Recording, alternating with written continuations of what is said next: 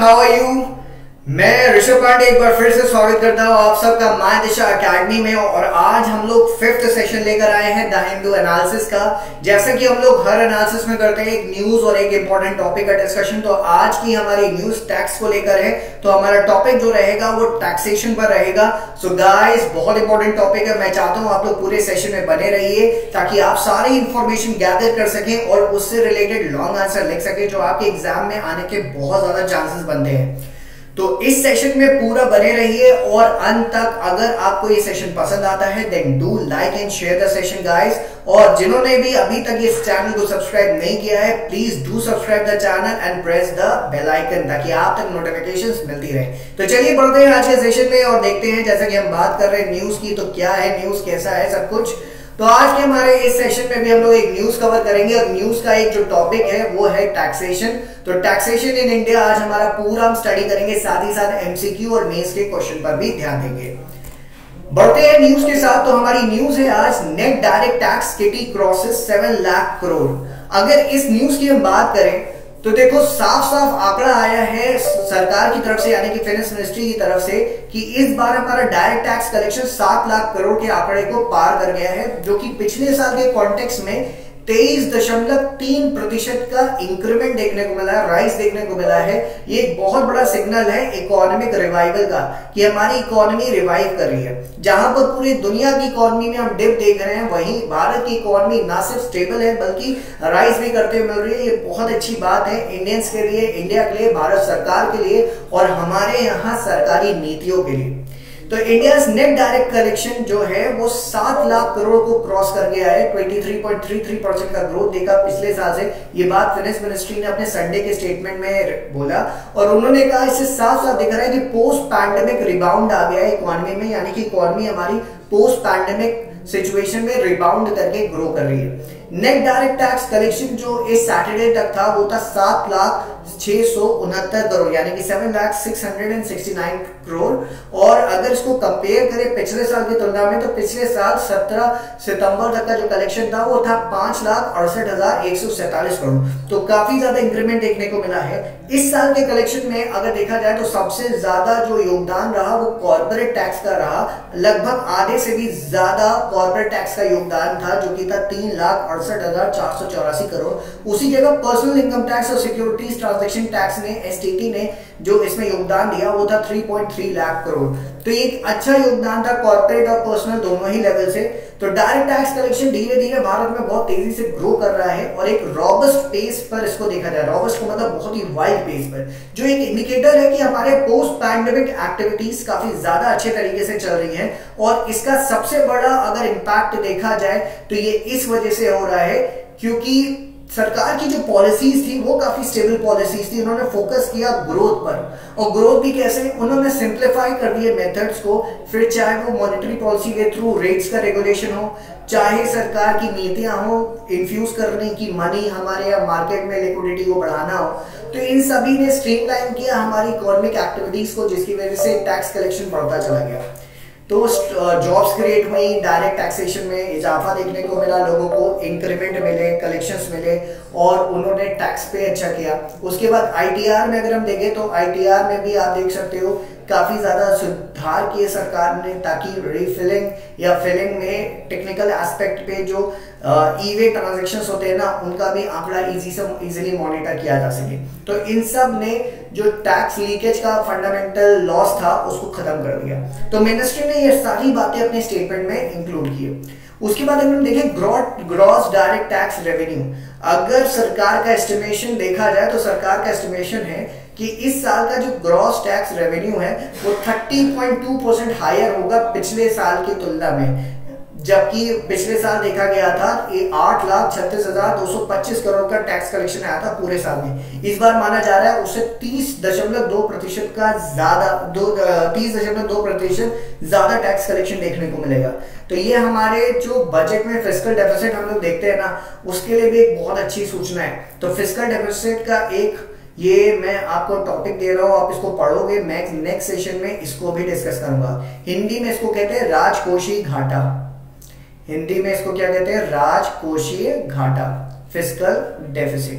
क्योंकि जब tax collection आएगा तो टैक्स का मतलब रेवेन्यू, सरकार के लिए रेवेन्यू बढ़ रहा है, और सरकार का अगर रेवेन्यू बढ़ेगा तो सरकार की एक्सपेंडिचर पे होने वाला जो बर्डन आता है ना सरकार का, वो बर्डन, अगर देखो फिस्कल डेफिसिट राजकोषीय घाटा कब होता है, जब आपका रेवेन्यू कम आए और आपका एक्सपेंडिचर ज्यादा हो। अब रेवेन्यू कम होगा, एक्सपेंडिचर ज्यादा होगा, तो आप उधार लोगे, वही उधार फिस्कल डेफिसिट या राजकोषीय घाटे के तौर पर दिखाया जाता है। तो अगर हमारा रेवेन्यू बढ़ेगा, चाहे वो डायरेक्ट टैक्स से बढ़े, चाहे वो इनडायरेक्ट टैक्स से बढ़े, चाहे वो किसी भी मीन से बढ़े, तो कहीं ना कहीं उसका इम्पैक्ट फिस्कल डेफिसिट पर देखने को मिलेगा। तो एक अच्छा टॉपिक है डिस्कस करने के लिए और लॉन्ग आंसर के लिए भी, ठीक है। तो अब हम बात करें 2020-21 में जो कलेक्शन आया, सॉरी 21-22 में जो कलेक्शन आया, उस कलेक्शन में आप देखो तो कॉर्पोरेशन टैक्स 4.36 लाख करोड़ था, और पर्सनल इनकम टैक्स एसटीटी को इंक्लूड करते हुए 3,98,440 करोड़ था। तो टैक्स डिडक्टेड एट सोर्स, अब देखो टैक्स डिडक्टेड एट सोर्स, इसको हम लोग शॉर्ट में कहते हैं टीडीएस। जो टीडीएस था वो था 4,34 लाख करोड़, ठीक है। और एक होता है टीडीसी, ठीक है, जिसको हम कहते हैं टैक्स डिडक्टेड एट कलेक्शन। तो सेल्फ असेसमेंट टैक्स देखा गया 77,164 करोड़ था। एडवांस टैक्स कलेक्शन जो था वो 2,95,308 करोड़ था। ये सब पिछले साल के आंकड़े, 17% higher than corresponding period of 2021-2022, sorry ये आंकड़े इस बार के हैं, सॉरी, ठीक है। हाँ, तो 70% हायर है पिछले साल की तुलना में, जिसमें कॉर्पोरेट टैक्स कंट्रीब्यूट कर रहा है little over than 2.29 lakh crore, और पर्सनल इनकम टैक्स 66,176 करोड़। तो एक अच्छा इम्पेटस देखने को मिला है हमारे टैक्स रिबाउंड में। मिनिस्ट्री ने कहा कि एक रिमार्केबल इंक्रीज देखा गया in the speed of processing of income tax return file. अब देखो आईडीआर फाइलिंग और उसके प्रोसेसिंग में भी एक रिमार्केबल स्पीड अप देखा गया। पिछले साल हमने देखा था टीसीएस और इन्फोसिस ये सारे बिडिंग में थे, ठीक है, और ये किस चीज की बिडिंग में थे, सरकार ने अपने प्लेटफॉर्म, इनकम टैक्स प्लेटफॉर्म के लिए इन सबको टेंडर फाइल करने को कहा था कि आप इसको रिफाइन करो, और ये जो रिफाइनिंग हुई है इसका इम्पैक्ट ये हुआ है कि हमारी आईडीआर फाइलिंग और आईडीआर प्रोसेसिंग बहुत तेज हो गई है। तो इस करंट फिस्कल ईयर में देखा गया 93% of the duly verified IDR having been processed till सितंबर 17 सितंबर तक 93% ड्यूली वेरिफाइड आईडीआर्स को प्रोसेस कर दिया गया। This has resulted in faster issue of refunds with almost 468% increase in the number of refunds. जो refunds में increase हुआ है वो 468% increase हुआ है refunds में issued in the current fiscal year। मेरा खुद का आइडिया रिटर्न आ चुका है, मैं आपको बता सकता हूँ। The statement saying refund amounting to 1,35,556 crore have been issued till September 17. A significant refund of 74,140 crore issued during the corresponding period of 2021-2022। यानी कि पिछले साल देखा जाए तो 74,140 करोड़ का रिफंड हुआ था। इस साल 1,35,556 करोड़ का अब तक का रिफंड हो चुका है, शोइंग अ ग्रोथ ऑफ 83%। और ये यूं ही नहीं होगा, टैक्स फाइलिंग भी हुई होगी तभी तो टैक्स रिफंड जनरेट हुआ। तो ये एक अच्छा प्रोग्रेस देखने को मिल रहा है हमें यहाँ पर। अब बात आते हैं हम लोग आज की थ्योरी यानी कि टैक्सेशन की स्टडी पर, कि टैक्सेशन है क्या और टैक्सेशन से रिलेटेड जो टर्म्स और थ्योरी है। देखो टैक्स क्या है, टैक्स एक लीगल फी है। लीगल मतलब सरकार को जो हम कानूनन कुछ फी देते हैं, कुछ फाइनेंशियल चार्ज देते हैं जो सरकार हम पे लेवाई करती है, और हम पे किस पे, एक इंडिविजुअल पर भी और एक ऑर्गेनाइजेशन पर भी। लगाती कौन है, सरकार। तो ये सारे टेक्निकल टर्म्स हैं, इन टेक्निकल टर्म को याद रखिएगा और इनको आप नोट्स में भी ले लीजिएगा। फिर टैक्स क्या है, ये जो टैक्स कलेक्ट होता है ये एक रेवेन्यू के तौर पर यूज होता है पब्लिक वर्क में। सरकार इसी रेवेन्यू को लगाकर आपके लिए health infrastructure, education infrastructure, transport service जैसे कि मेट्रो, बस, इन सबको मौजूद आपके लिए अवेल कराती है, क्योंकि उसको फंड चाहिए और फंड टैक्सेशन से ही आता है। अगर ऑब्जेक्टिव देखा जाए टैक्सेशन का, तो पहले तो मैं आपको एक फनी इतिहास बताऊंगा, लेकिन आज नहीं, कभी एक शॉर्ट में बताऊंगा, अभी के लिए मुद्दे पे ही रहते हैं। तो ऑब्जेक्टिव जो टैक्सेशन के हैं उनमें सबसे पहले है इकोनॉमिक डेवलपमेंट। देखो इकोनॉमिक डेवलपमेंट की अगर बात करें, टैक्स लगाने से सरकार अगर आपसे टैक्स वसूलती है तो वो टैक्स सरकार के पास एक इनकम के तौर पर आता है, और वो इनकम कैपिटल जनरेट करती है। इसी कैपिटल को सरकार लगाती है अलग अलग पब्लिक वर्क में, और ये पब्लिक वर्क क्या करता है, एम्प्लॉयमेंट जनरेट करता है कि नहीं, एम्प्लॉयमेंट जनरेट करेगा, फिर इस एम्प्लॉयमेंट से इकोनॉमिक डेवलपमेंट बढ़ेगा, इकोनॉमी बढ़ेगी, लोगों को रोजगार मिलेगा, डिमांड बढ़ेगी, सप्लाई बढ़ेगी, एक पूरी इकोनॉमिक साइकिल चलती है। तो टैक्स आपके इकोनॉमिक डेवलपमेंट का एक बहुत बड़ा पार्ट होता है। दूसरा, इनकम रीडिस्ट्रीब्यूशन, इसको आप देख सकते हो डायरेक्ट टैक्स में। डायरेक्ट टैक्स में कैसे, अगर आप देखो तो डायरेक्ट टैक्स में इनकम टैक्स या कॉर्पोरेट टैक्स की हम बात करते हैं, आईटी या फिर कॉर्पोरेट टैक्स की हम बात करें, आईटी और सीटी की, तो ये दोनों टैक्स किन पे लगता है, इनकम टैक्स जितना ज्यादा कमाओगे उतना ज्यादा टैक्स देना पड़ेगा, कॉर्पोरेट जितना ज्यादा प्रॉफिट करोगे उतना ज्यादा देना पड़ेगा। तो कहीं ना कहीं ये तुम्हारी इनकम पर आ रहा है ना, तो जितना ज्यादा कमाओगे उतना ज्यादा सरकार आपसे क्या वसूलेगी, टैक्स वसूलेगी। ऐसे में सरकार का मेन ऑब्जेक्टिव होता है, अगर हमें इनसे टैक्स अच्छा खासा वसूलेंगे तो इनकी इनकम पर भी तो थोड़ा सा झटका आएगा। मसला ये नहीं सरकार को उनकी इनकम कम करनी है, मसला ये है कि सरकार को अपने यहाँ इनकम रीडिस्ट्रीब्यूशन बनाए रखना है। कैसे, कुछ लोग जिन्होंने बहुत ज्यादा इनकम कमाई उनसे सरकार ने टैक्स के रूप में पैसा वसूला, इस वसूले गए पैसे से सरकार ने जनरेट किया कैपिटल, और इस कैपिटल को लगाकर सरकार ने कुछ और अन्य लोगों को नौकरियां दे दी। अब वो नौकरी चाहे फैक्ट्री वर्क के थ्रू हो, वो नौकरी चाहे डेवलपमेंटल एक्टिविटीज की हो, लेकिन इन तक इनकम पहुंची। तो रीडिस्ट्रीब्यूशन हुआ इनकम का, नहीं कि इनसे लेकर सरकार ने इन तक वो रीडिस्ट्रीब्यूशन कर दिया। अब ये क्या करेंगे, इनके पास जब कमाई आएगी तो ये डिमांड बढ़ाएंगे, इस डिमांड के बढ़ते ही फिर मार्केट में सप्लाई बढ़ेगी, और सप्लाई बढ़ते ही सप्लाई चेन में जितने भी लोग होंगे उनको भी नौकरी मिलेगी। तो फिर से देखो डिस्ट्रीब्यूशन ऑफ इनकम हुआ कि नहीं हुआ। तो देखो ये टैक्सेशन कितना ज्यादा हमारे इकोनॉमिक एक्टिविटी को भी बढ़ाता है, और इकोनॉमिक रीडिस्ट्रीब्यूशन कहें या इनकम रीडिस्ट्रीब्यूशन को भी बढ़ाता है। थर्ड पॉइंट अपने आप कवर हो चुका है कि एम्प्लॉयमेंट जनरेट करता है। प्राइस स्टेबिलिटी भी टैक्सेस से लाई जाती है। कभी अगर इन्फ्लेशन की स्थिति आती है, और ये कौन सी इन्फ्लेशन, ये बेसिकली वो इन्फ्लेशन होती है जो डिमांड पे होती है। अगर कभी किसी चीज की डिमांड बहुत ज्यादा बढ़ रही होती है और सरकार देख रही होती है कि इसकी सप्लाई को मैनेज करना पॉसिबल नहीं, सरकार उस पर तुरंत क्या करेगी, टैक्स बढ़ा देगी ताकि डिमांड डाउन हो जाए। तो उससे इन्फ्लेशन का जो एक पर्सपेक्टिव होता है ना, वो थाम सकते हैं। तो ये भी एक टैक्सेशन का बहुत मेन मोटिव होता है। ठीक है, तो ऑब्जेक्टिव सबको क्लियर हुए।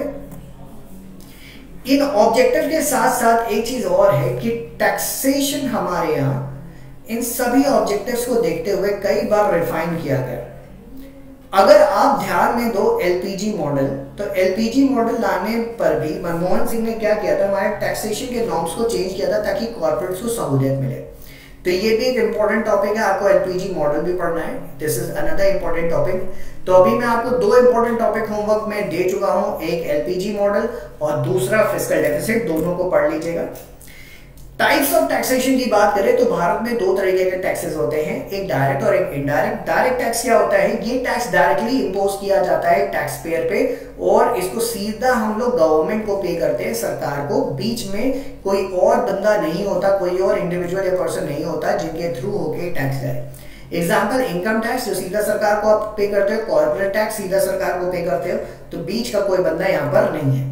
इनडायरेक्ट टैक्स की बात करें तो ये लेवाई करती है सरकार, लेकिन डायरेक्टली सरकार तक नहीं जाता ये, क्योंकि इनकम, प्रॉफिट या रेवेन्यू पर टैक्स नहीं लगता, ये टैक्स लगता है गुड्स एंड सर्विसेज पे। तो गुड्स एंड सर्विसेज क्या, जैसे मैंने एक पेन खरीदा, पेन पे एमआरपी पे लिखा था maximum retail price inclusive of all taxes. तो मैंने सपोज कोई 25 रुपए का पेन खरीदा, तो उसमें जो भी 2-3 रुपए टैक्स होगा, वो मैंने जब 25 रुपए पे किया दुकानदार को, तो वो टैक्स भी दुकानदार को गया। अब ये दुकानदार होलसेलर को देगा जो पैसा होगा, तो उसमें टैक्स उस तक गया। होलसेलर जाके डिस्ट्रीब्यूटर को देगा, डिस्ट्रीब्यूटर जाके प्रोड्यूसर को देगा, प्रोड्यूसर उसको अपनी इनकम में दिखाएगा, इनकम में दिखा के वो डायरेक्ट सरकार तक पहुंचाएगा।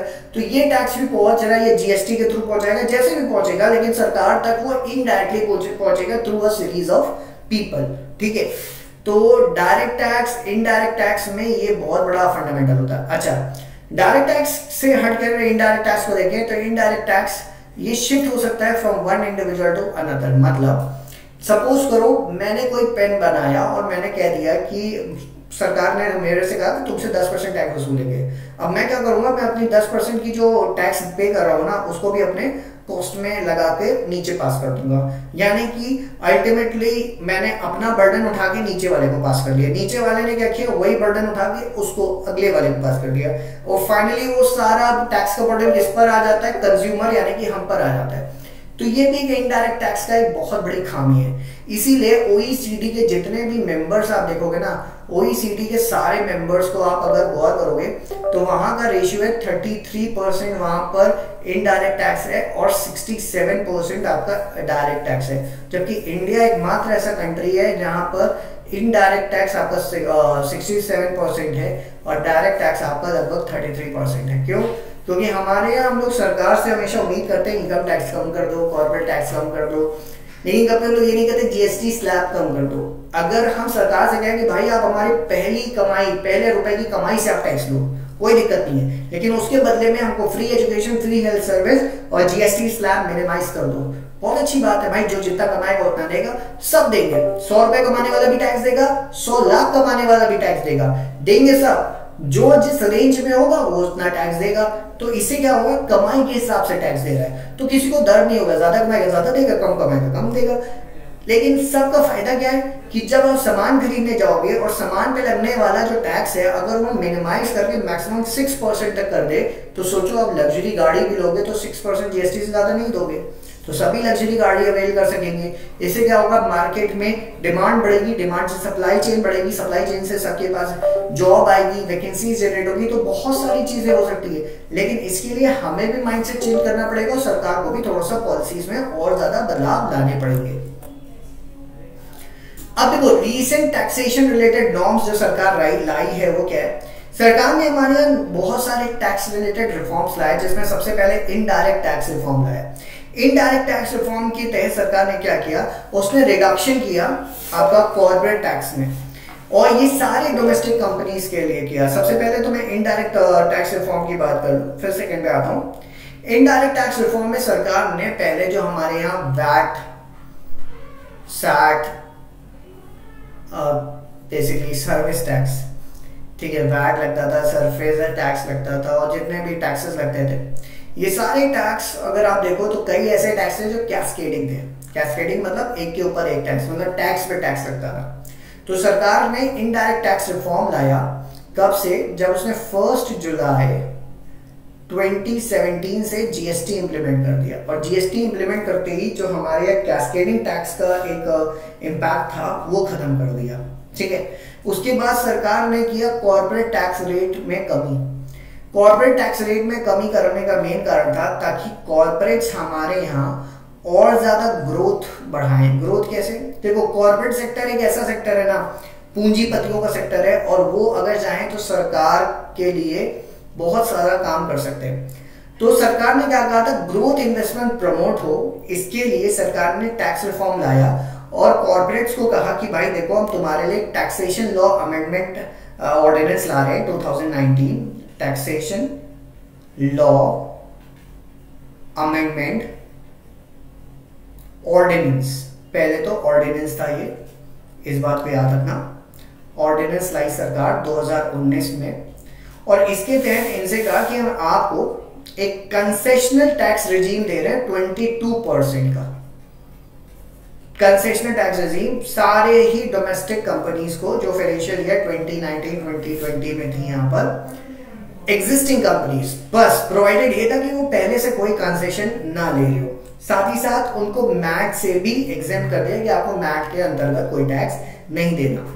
इसके बाद नए मैन्युफैक्चरिंग डोमेस्टिक कंपनीज के लिए भी उन्होंने एक लॉ लाया कि जितनी नई है उनको क्या है कि वो अभी इस पुराने वाले इसमें तो है नहीं, तो उनका भी जो टैक्स था उसको रिड्यूस करके 18.5% से 15% कर दिया मैट में। कंडीशन वही थी कि उनको भी कोई रिबेट ना मिल रहा, इवन मैट से भी उनको एग्जाम कर दिया। उसके बाद कुछ कंपनीज ऐसी थी जो बेनिफिट्स ले रही थी ऑलरेडी, तो उनकी मैट रेट को 18 से 15% कर दिया। तो ये काफी टैक्स रेट में चेंजेस देखा गया था कंपनीज के लिए। इंडिविजुअल्स के लिए क्या किया सरकार ने कि 5 लाख तक की इनकम को टैक्स फ्री कर दिया, कि यानी आपको आईटीआर नहीं पे करना है 5 लाख तक की इनकम का। तो that was another good thing by the government. इसके बाद भी अगर आप देखोगे तो सरकार की तरफ से बहुत सारे स्टेप्स, बहुत सारी पहल की गई ताकि लोगों का बहुत मतलब मदद किया जा सके बाय प्रोवाइडिंग टैक्स हेल्प और कॉर्पोरेट हेल्प और व्हाटएवर पॉसिबल हेल्प। जिसमें अगर आप देखो तो सरकार ने सबसे पहले तो पर्सनल इनकम टैक्स के स्लैब्स को रिवाइज किया, फिर अबॉलिशन किया डिविडेंड डिस्ट्रीब्यूशन टैक्स। पहले हमारे यहाँ इंडियन इक्विटी में जल्दी कोई इन्वेस्ट करने नहीं आता था। इंडियन इक्विटी मार्केट को और लिक्विडेटिव बनाने के लिए हमारे यहाँ क्या किया गया, डीडीटी जो डिविडेंड डिस्ट्रीब्यूशन टैक्स था उसको हटा दिया गया। अब कहा गया केवल जो प्रॉफिट मेकर है जिसको डिविडेंड मिल रहा है वही टैक्स देगा अपने इनकम के हिसाब से, बाकी जो डिविडेंड डिस्ट्रीब्यूट कर रही है कंपनी उसको टैक्स नहीं देना पड़ेगा। दूसरा, विवाद से विश्वास एक इनिशिएटिव लाई गवर्नमेंट फाइनेंशियल एक्ट 2020 के तहत, जिससे कहा गया कि जितने भी आर्बिट्रेशंस होने हैं या जो भी एक तरीके से कह सकते हो पेंडिंग डिस्प्यूट्स है उनको जल्दी से मैनेज किया जाएगा। फेसलेस ई असेसमेंट लाई सरकार, फिर फेसलेस अपील लाई, फिर DIN नंबर लाई कि जितने भी इनकम टैक्स के डॉक्यूमेंट्स होंगे उन पर एक कंप्यूटर जनरेटेड कोड होगा जिसको DIN कोड या DIN नंबर कहा जाएगा ताकि ये ट्रांसपेरेंट तौर से काम करे। Pre filling of ITR returns कर दिया, डिजिटल ट्रांजैक्शंस को बढ़ावा दिया। डिजिटल ट्रांजैक्शंस बढ़ावा देने के लिए सरकार ने MDR चार्जेस जो लगाती थी, ठीक है, MDR चार्जेस का मतलब बेसिकली ये मर्चेंट चार्जेस होते हैं, बहुत ही मर्चेंट डिस्काउंट रेट्स आप इसको कह सकते हो basically.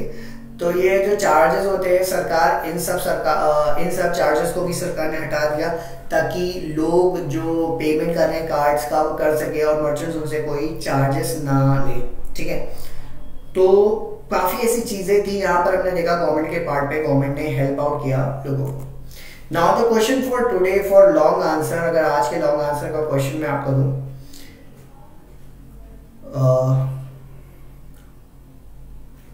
direct tax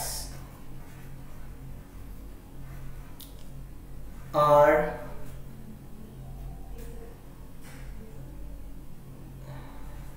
direct taxes are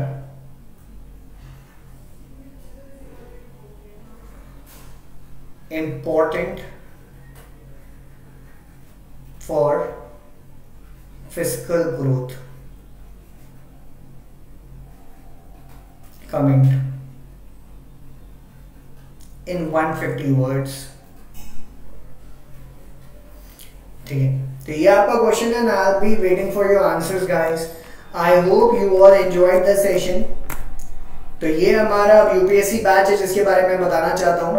इसमें लाइव क्लासेस आपको weekly live classes by expert faculties आपको प्रोवाइड किया जाएगा एंड अबव ऑल इसमें prelims test series, mains test series, 18 books, recorded lectures, personal mentorship जो मैं आपको खुद देता हूँ, मंथली मैगजीन्स, कम्युनिटी प्लेटफॉर्म का एक्सेस जहां पर आप 24/7 अपने डाउट्स क्लियर कर सकते हो, रिवीजन क्वेश्चंस, करंट अफेयर्स और डेली क्विजेस। सो गाइस बहुत ल्यूक्रेटिव डील है यूपीएससी बैच 2023। इसको अवेल करने के लिए आपने कुछ नहीं करना, आप एक नंबर मैं आपको बता रहा हूँ, आप इस नंबर पे कांटेक्ट कर सकते हो, आप माय दिशा अकेडमी को विजिट कर सकते हो और वहां पर आपको इसके बारे में पूरी जानकारी मिल जाएगी, ठीक है। अब चैनल को अभी तक जिन्होंने सब्सक्राइब नहीं किया, do subscribe guys and we have completed a lot today. जैसे मैंने कहा था news, taxation in India, CQ, mains question हमने सब कंप्लीट किया। So I hope you all enjoyed the session. सभी को पसंद आया होगा सेशन, यस और no? So thank you, thanks a lot and God bless you guys.